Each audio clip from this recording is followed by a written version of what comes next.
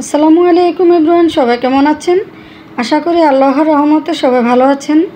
Welcome জানাচ্ছি নতুন একটা ভিডিওতে। তো আমি আজকে অসাধারণ মজার ঝাল ঝাল মাছের লেজের ভর্তা বানাবো, সেটা আপনাদের সাথে শেয়ার করব। আশা করি ভিডিওটা দেখবেন, ভালো লাগবে। তো এখানে আমি কয়েকটা কাঁচামরিচ নিয়েছি, পেঁয়াজ কুচি আর কয়েকটি রসুনের কোয়া নিয়েছি আর দুটা মাছের লেজ নিয়েছি।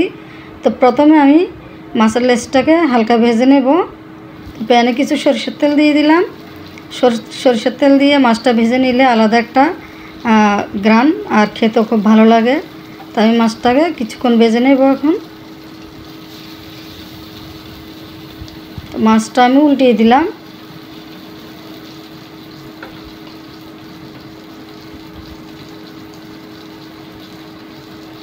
তো এখন আমি কয়েকটা কাঁচামরিচ আর পেঁয়াজ কুচিগুলো হালকা ভেজে নেব। আমি আসলে এভাবে ভর্তা বানিয়ে গরম গরম ভাতের সাথে খেতে খুবই ভালো লাগে।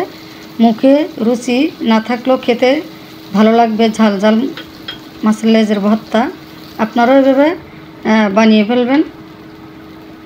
তো আমার পেঁয়াজ আর রসুনটা হালকা ভেজে নেওয়া হয়ে গেছে, বেশি একটা ভাজবো না। তো আমি কয়েকটা সিম আগের থেকে সিদ্ধ করে এখন একটু তেলের মধ্যে ভেজে নিচ্ছি, সাথে কয়েকটা সিমও দেবো। তাহলে ভর্তাটা খেতে খুবই ভালো লাগবে। আর ধনিয়া পাতাটা হালকা আমি ভেজে নিচ্ছি। তো এখন সবগুলো উপকরণ আমি একসাথে বেটে নেব। তো মাছের লেজটা আমি কাঁটাগুলো আগের থেকে বেছে নিয়েছি। তো এখন সবগুলো পেঁয়াজ, রসুন, কাঁচামরিচ, ধনিয়া পাতা আর হলো সিম সবগুলো বেটে নেব আমি। তো এখন আমি মাছগুলো আমি বেটে নিলাম, মিহি করে বেটে নিলাম, কোনো প্রকারের কাঁটা নেই এখানে।